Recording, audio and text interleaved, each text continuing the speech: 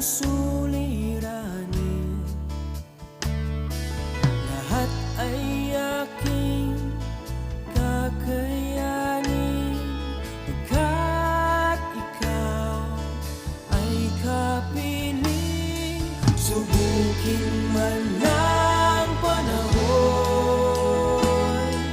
mananatili sa'yo, Panginoon.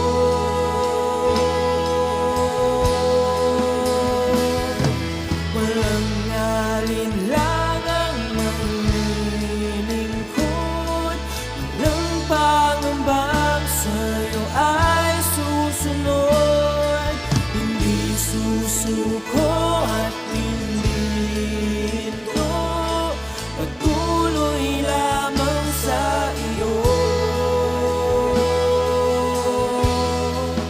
Panginoon.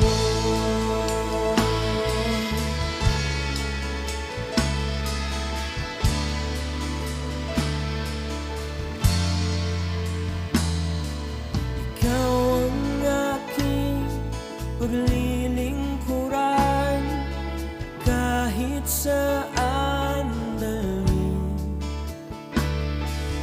Ikaw ay lagi kung susundin, anuman ang suliranin,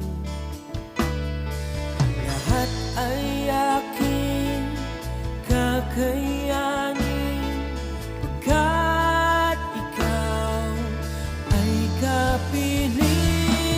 Subukin man ng panahon, mananatili sa'yo, Panginoon.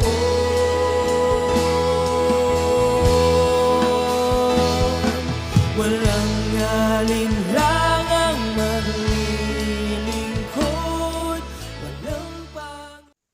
Okay, magandang araw po sa ating lahat mga kapatid. At sa oras pong ito ay tayo po ay dadako sa ating pag-aaral muli sa ating programang Tinig ng Pag-asa. At ngayong oras na to ay ang ating pag-uusapan ay patungkol sa buhay ni Joshua o ni Josue sa banal na kasulatan, ano? At ito po ay may pamagat na how to cross over and possess the land. Okay, dito po sa Josue or sa Joshua chapter 1, beginning verse 1, gusto ko pong basahin ang tuloy-tuloy at ating pong pag-aralan ng maiksi. Ano po? Sabi rito, pagkamatay ni Moises na lingkod ni Yahweh, sinabi ni Yahweh kay Josue na anak ni Nun at lingkod ni Moises, patay na ang lingkod kong si Moises. Ngayoy humanda ka at ang buong Israel at tumawid kayo sa ilog Jordan patungo sa lupaing ibibigay ko sa inyo. Gaya ng aking sinabi kay Moises, binibigay ko na sa inyo o ibinigay ko na sa inyo ang lahat ng lupaing inyong mararating. Ito ang magiging hangganan ninyo sa hilaga at ang kabundukan ng Lebanon sa timog at ang disyerto sa silangan, ang malaking ilog ng Euphrates at sa kanluran mula sa lupain ng mga Heteo hanggang sa dagat na Mediteraneo. Walang makagagapi sa inyo habang ikaw ay nabubuhay. Sasamahan kita gaya ng habang nabubuhay, sasamahan kita gaya ng pagpatnubay ko kay Moises. Hindi kita iiwan at hindi kita pababayaan man. Magpakatatag ka, sabi ng verse 6, magpakatatag ka at laksan mo ang iyong loob, sapagkat ikaw ang mamumuno sa bayang ito sa pagsakop nila sa lupaing ibibigay ko sa kanila, ayon sa aking pangako sa inyong mga ninuno. Sabi ng verse 7, basta't magpakatatag ka at laksan mo ang iyong loob, sundin mong mabuti ang buong kautosang ibinigay sa inyo ni Moises. Huwag kang susuway sa anumang nakasaad doon at magtatagumpay ka saan ka man magpunta. Huwag mong kaliligtaang basahin ang aklat ng kautusan. Pagbulay-bulayan mo iyon araw at gabi upang matupad mo ang lahat ng nakasa doon. Sa ganoon, magiging masagana at matagumpay ang iyong pamumuhay. Tandaan mo ang bilin ko, magpakatatag ka at laksan mo ang iyong loob. Huwag kang matatakot o mawawala ng pag-asa, sapagkat akong si Yahweh na iyong Diyos ay kasama mo saan ka man magpunta. Talata 10, kaya't ipinag-utos ni Josue sa mga pinuno ng bayan, libutin ninyo ang buong kampo at paghandain ng pagkain ang mga tao. Sa ikatlong araw, tatawid tayo sa Ilog Jordan upang sakupin ang lupaing ibinibigay sa atin ni Yahweh na ating Diyos. So purihin po Panginoon sa mga talatang ito na ating binasa, no? At purihin ang Diyos sapagkat ito pong istorya na ito sa buhay ni Joshua ay nangyari nung siya po kasi yung successor ng ni Moises, ano? At alam naman natin sa istorya, si Moises po ay kinuha na ng Panginoon. May banggit po sa Biblia na namatay si Moises dito po sa Deuteronomy chapter 34, no? Namatay siya sa lupain ng Moab na hindi man lang daw siya po nang hina, no? Siya ay 120 taong gulang nang mamatay. No? Ito po ang istorya ng buhay ni Moises nung pagpahingahin siya ng Panginoon at ipinalit po sa kanya si Joshua. No? Kaya ito pong si Moises, kung ating babasahin ng istorya, hindi po siya nakapasok doon sa lupang pangako. Natanaw lang niya, no? Ipinatanaw lang sa kanya ng Panginoon pero hindi po siya nakapasok at si Josue nga po ang kanyang naging successor. May ilang bagay na ipinagbili ng Diyos kay Josue para matawid po nila, no? Matawid nila yung Ilog Jordan patungo po sa Promised Land. Ang Promised Land po na sa istorya ng banal na kasulatan ay yung pong Kanaan at lahat ng mga kalapit lugar nito na ngayon ay kilala ho sa pangalang Israel, no? Ito po yung Promised Land. Ang sabi ho ng banal na kasulatan kay Josue, no, do sa talatang 6, be strong and courageous, no? Be strong. Sabi rito, magpakatatag ka at laksan mo ang iyong loob. Sundin mong mabuti ang buong kautosang ibinigay sa inyo ni Moises. So, si Josue po, si Joshua ang napili ng Diyos sapagkat siya po yung, kumbaga, siya po yung pinakakanang kamay ni Moses at sa lahat po ng laban ay kasama niya ito. Nakita niya na si Joshua po ay deserving o karapat-dapat na humalili kay Moises. Kaya ang bilin ng Diyos po sa kanya, no? Ikaw, no? Siya po, sa kanya ibinigay, no? Ang privilege para gampanan yung trabaho na pinagkatiwala ng Diyos kay Moses na hindi nga niya natapos sa ilang kadahilanan, ano? No? At ang sabi rito, you will possess the land. No? You are the one who will lead these people to possess all the land I swore to their ancestors and I would give them. No? Kaya kung mapapansin niyo po sa buhay ni Joshua, napakalaki po nung responsibility na pinagkatiwala sa kanya ng Panginoon. Biruin niyo, nung mga time na yon, more or less,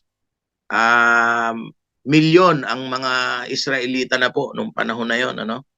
Kasi kung ating pagbabatayan, yung pagbabasihan po, yung mga mananandata o yung mga mandirigma pa lamang ng Israel nung mga panahong yon ay nasa 500,000 na, mahigit ng 1,500,000.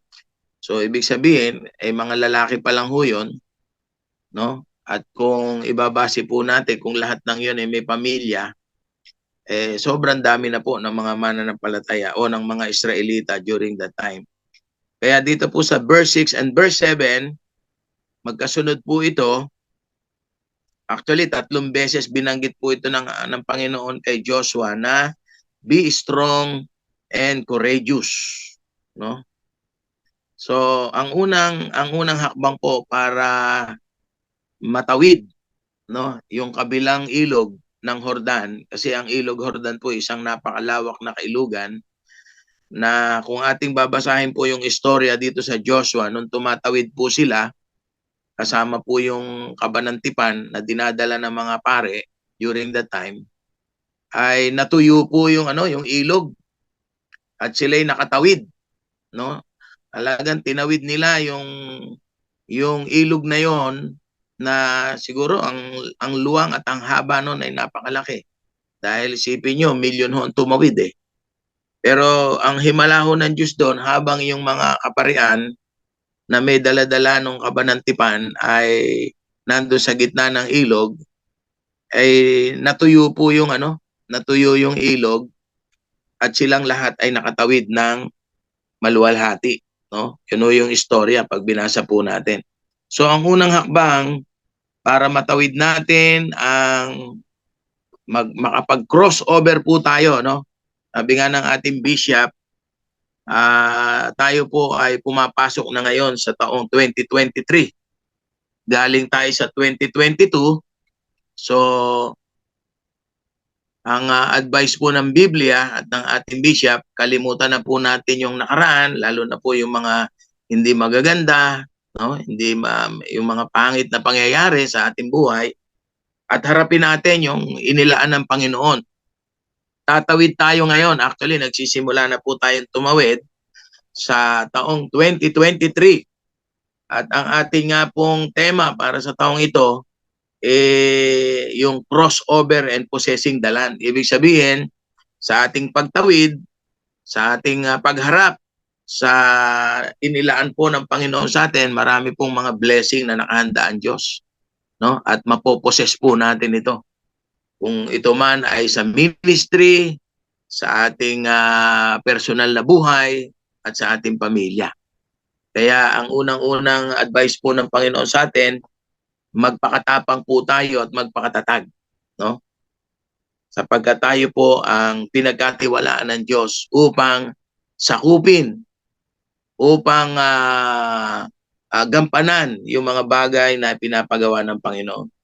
At ganoon din po yung binanggit sa verse 7, Be strong and very courageous.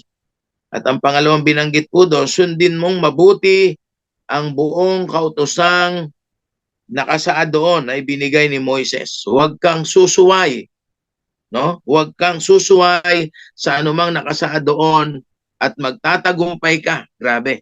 Magtatagumpay ka saan ka man magpunta. So, ito po ay nakikita ko po na mangyayari lamang yung pangako ng Panginoong ito na tayo po ay kanyang pagtatagumpayin kung sa bawat detalye, sa bawat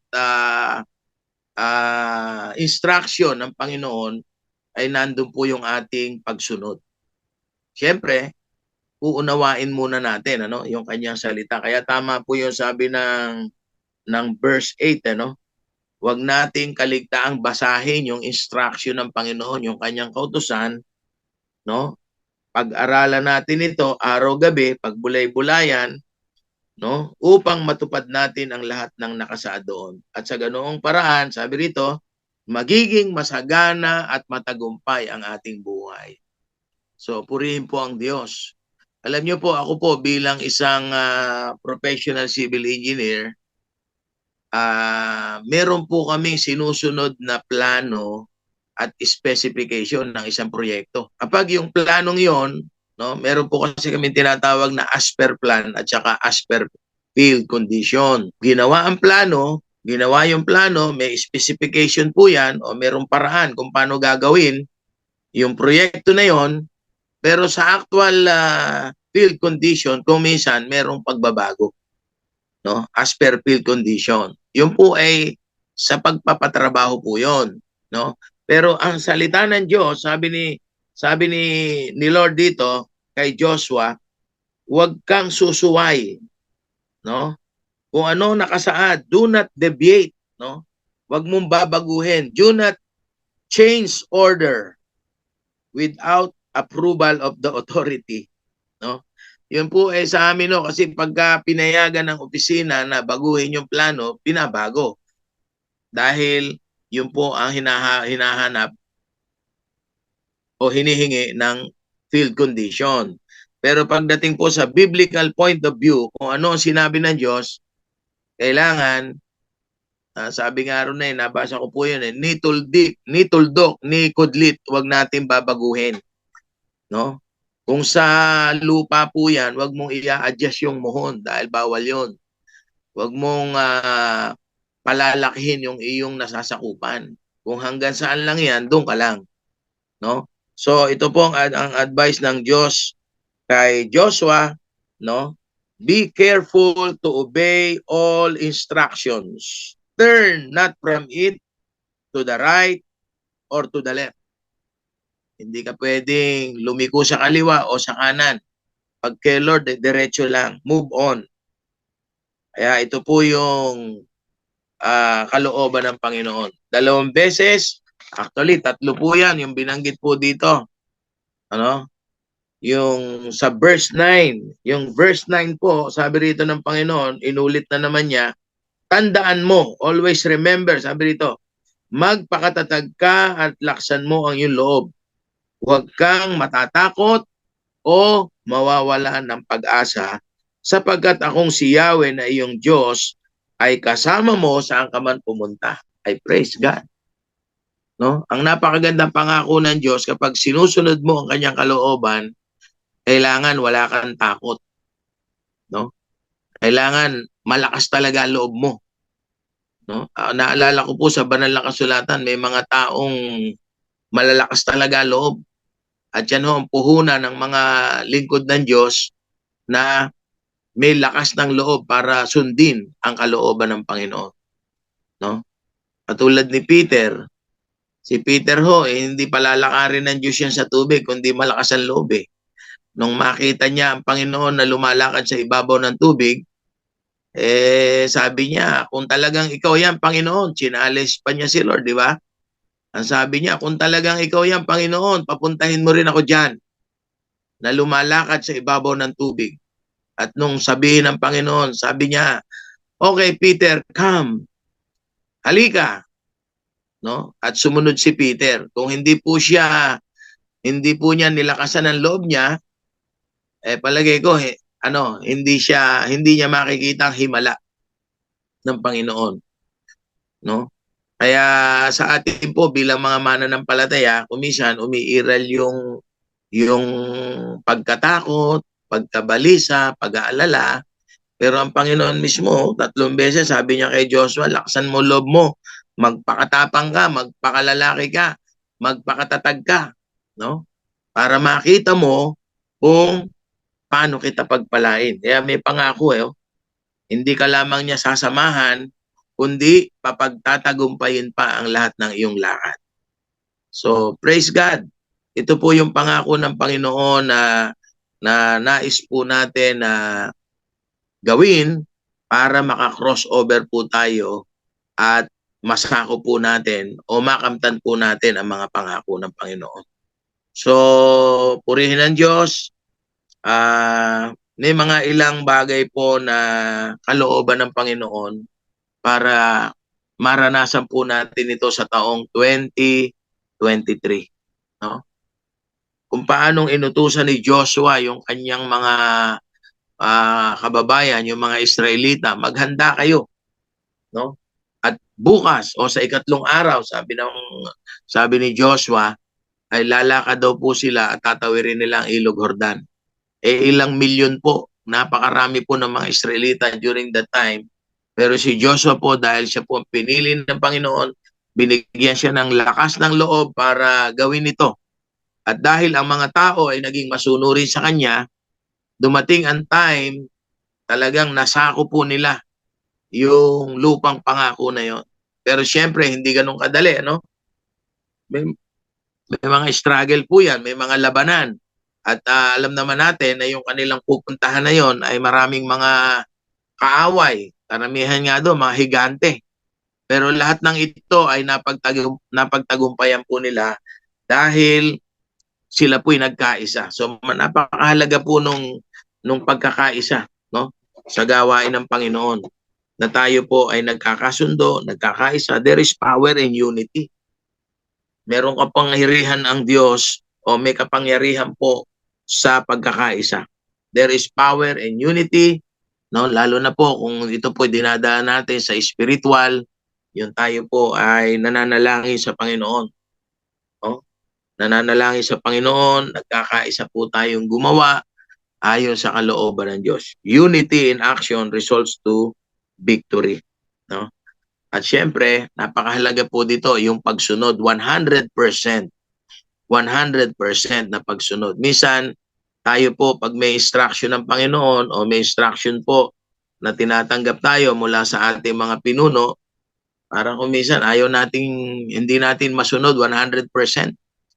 No? May banggit po sa sabihan na kapag ang pagsunod mo ay hindi 100%, 99% lang, considered as disobedience pa rin po yun.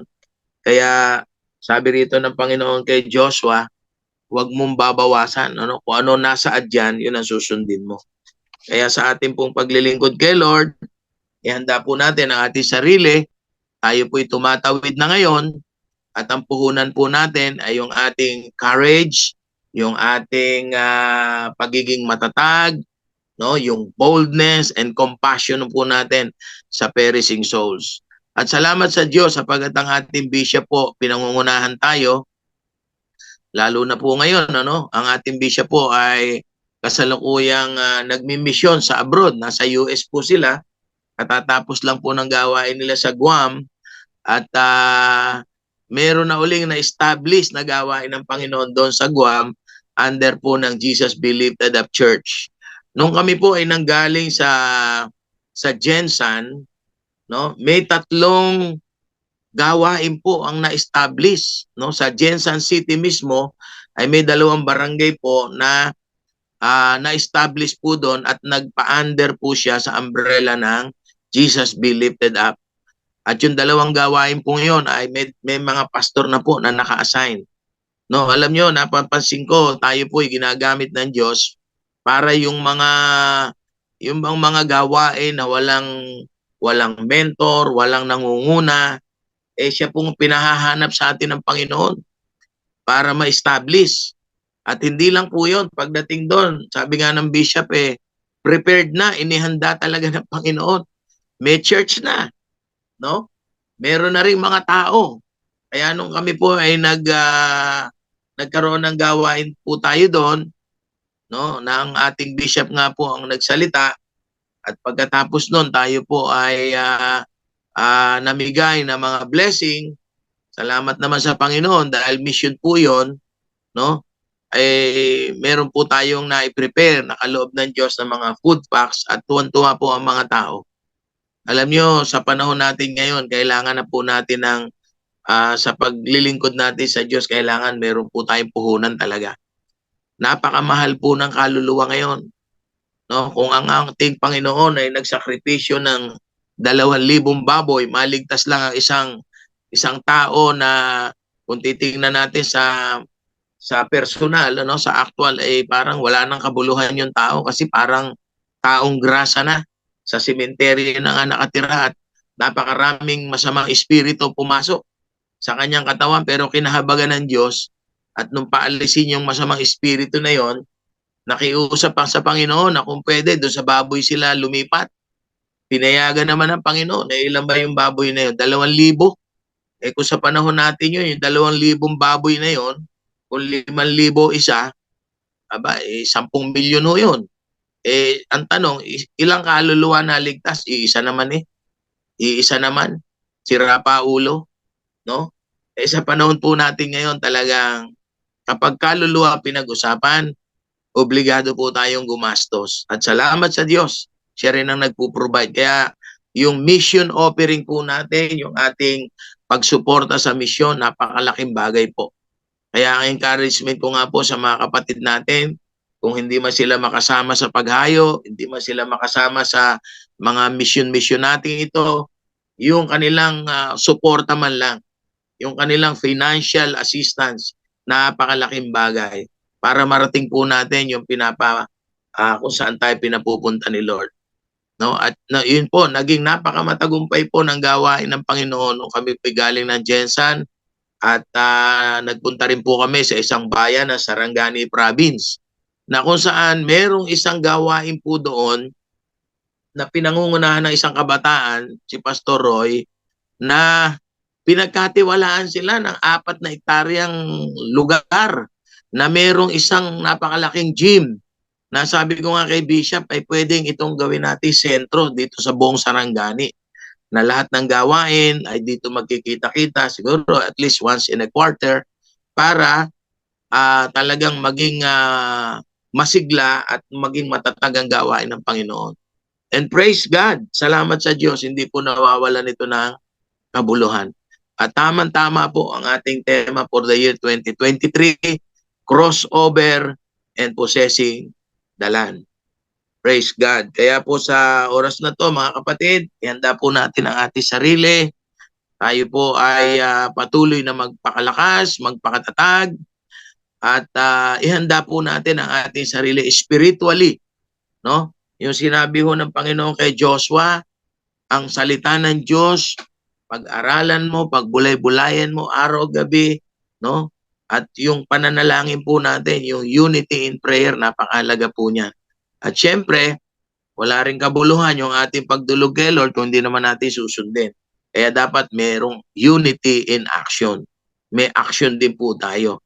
Kaya po sa mga susunod na gawain po natin, this coming March, meron po tayong gaganaping mission uli sa Tagbilaran, Bohol naman. At salamat sa Diyos, tayo po'y muling makakasama. At ako'y naniniwala, may panibago na namang exploits, no? May panibago na namang dakilang bagay ang gagawin ng ating Panginoon. Basta handa po tayo. So mga kapatid, para po sa ating lahat, no? Maging sa ating ibang mga kababayan na talagang hinihipo ng Panginoon kasi nga humaharap na po tayo sa huling siglo kumbaga, no? Huling panahon na tayo po ay humayo na, no? Marami pa tayong mga kababayan na hindi pa talaga naglilingkod sa Panginoon, pero sa panahon nating ito, wag natin sayangin ang panahon. Lahat ng pagkakataon gawin samantalahin po natin para matupad ang kalooban ng Diyos at lalong marami pang tao ang maligtas. Amen po. So sa oras pong ito, nais ko pong manalangin. Tayo po yumuko saglit. Tayo po manalangin sa Diyos. Lord, salamat po sa pagkakataong ito. Kami po, O Diyos, ay na-challenge sa temang ito para sa taong 2023 na kami po ay tatawid sa panibagong antas ng aming paglilingkod sa iyo, Lord, at ipagkakaloob mo po sa amin ang mga dakilang bagay na ito, lalo na po sa ministeryo, ang kaligtasan ng maraming kaluluwa, ang pagtatag ng mga bagong simbahan o bagong mga gawain, O Lord, hindi lamang dito sa buong Pilipinas, kundi sa ibang bansa. Salamat po sa mga taong hinipo mo ang puso at hindi tumanggi, Panginoon, upang maging daluyan ng pagpapala. Salamat po sa buhay ng aming pastor sa Winnipeg, ng aming pastor sa Guam, ng aming pastor sa Canada at sa iba't ibang mga dako ng mundo, Panginoon. Salamat po, O Diyos, sa aming mga kapatid na binigyan mo ng lakas ng loob at tibay ng kalooban sa Jensan, sa Cagayan de Oro City, kay Pastor Ching, kay Reverend Ching Motoy, kay Pastor Danilo Kumulog ng Jensan, kay Pastor Roy, at sa iba pang mga kamanggagawa na naroon, O Diyos. At tunay nga na tinanggap ang challenge na ito upang ang gawain mo ay muling mapalakas, maging matatag, at nananampalataya kami, Ama, sa taong ito ng 2023. Marami pang mga simbahan ang matatayo, marami pang mga lingkod mo ang full-time, O Lord, at susundin ang iyong kalooban. At kaakibat nito, Panginoon, ang iyo po namang provision, supplications, Lord, sa lahat ng aming mga pangangailangan. Salamat po sa inaming pinagkakatiwala ang buhay ng bawat isa, maging ang lahat po ng aming mga kababayan, ang aming mga kapatid na nagtitiwala sa iyo at tinatanggap ang hamong ito na kayo po ay paglingkuran ng buong katapatan. Continue to pour out your blessings upon them. Continue, Lord, to bless them exceedingly abundantly. Salamat po, Ama. Salamat po, Panginoon. Ito po ang aming samot panalangin sa pangalan ni Jesus, sa pangalan ni Jesus. Amen. Amen. So, magandang araw po sa ating lahat. Ako po ang inyong lingkod, Reverend Virilio Santos ng Jesus Be Lifted Up Oriental, Mindoro. God bless you. Alin lang ang marunilingkod, walang pangambang sa'yo ay susunod. Hindi susuko at hindi hinto, patuloy lamang sa iyo. Hanggang dulo, mananatili anumang hamon, ikaw pa rin.